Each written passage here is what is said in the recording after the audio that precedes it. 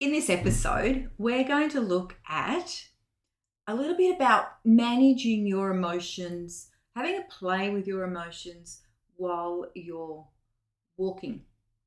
Walking is a wonderful time to tap in with the current moment.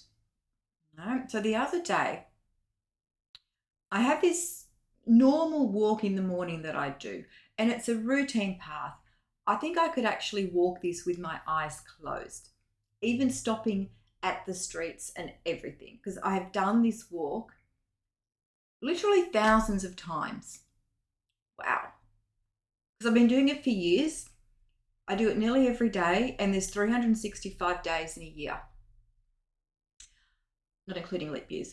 So I would have done this walk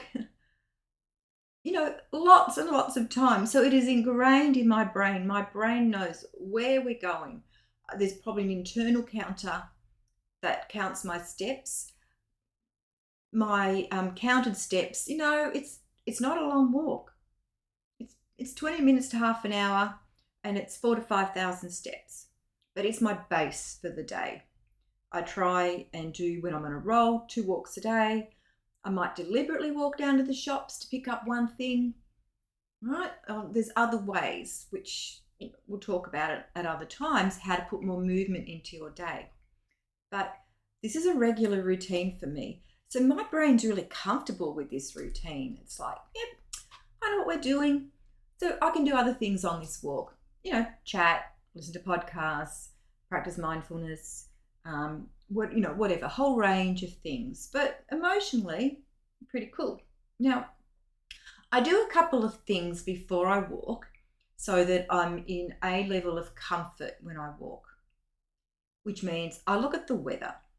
Now, if it's pouring rain, but it's going to stop in an hour and I can wait, I'll wait. Whatever. If it's freezing cold, I might have a hot shower first to warm myself up and make sure I have my fleecy pants on. If it's dark, I'll wait till it's light, or I'll do my walk before it's dark. So the time I walk varies as the seasons change. And one reason I walk the path I do is because, touch wood, there's people walking dogs. There's normally no loose dogs. I feel safe there. It's lit, it's populated. All right, so I've chosen this. So my brain, which tends to anxiety, is comfortable.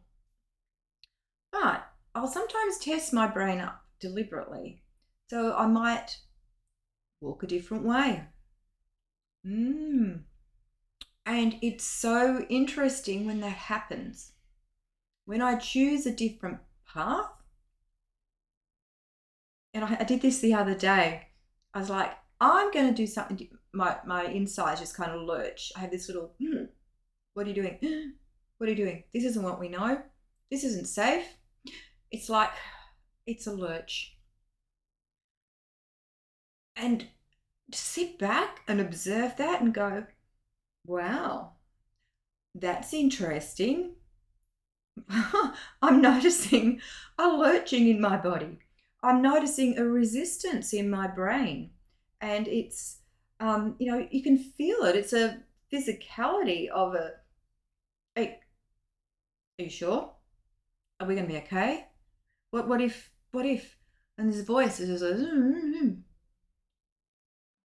and my practice on my walk is to listen to that and notice it. I'm going to make that shift. I'm going to do this differently. And sometimes it's not a choice. So the way I normally walk is actually blocked off for construction at the moment.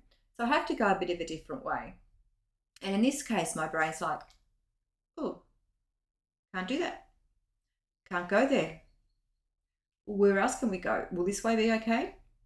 It's like chatting to me. I'm like, this other part of my brain is, I notice you're sounding quite anxious there. It's okay. We've got this.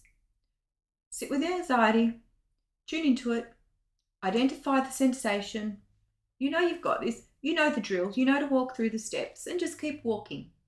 So that's the thing with emotions. Tune into them, experience them, but keep going. Now, if I'm feeling threatened, I will cross the road. I will, turn around and go home. Very, very, very, very rarely happens that I do that. But if it's internal and there's no real threat there, then we walk through it, tune into it, work through it. So I've talked about two different things there. One is me making a choice, another one is an enforced choice. But it still is a similar experience, even when I'm doing it of free will. So it's a great thing to practice when you're walking. As I said, walking is awesome. And mental and physical health, two very important bits that go together.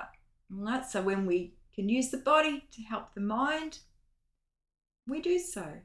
We use the mind to help the body, we do that as well. All right. So I hope you found that useful. How do you feel when you're walking? Is anxiety a problem for you? For some people, and I've had clients come to me over the years that the anxiety is at a point that they can't walk out the door by themselves. That is just way too scary.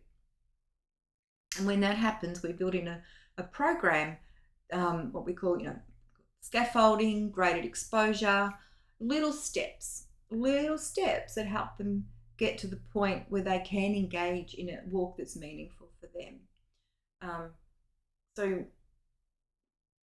there are ways, regardless of how anxious you feel when you're walking, whether you feel so anxious you can't do it, whether you're a little anxious but you can recognize that and manage it, or whether you want to play with it and you're feeling quite good, but do something different and see what comes up for you.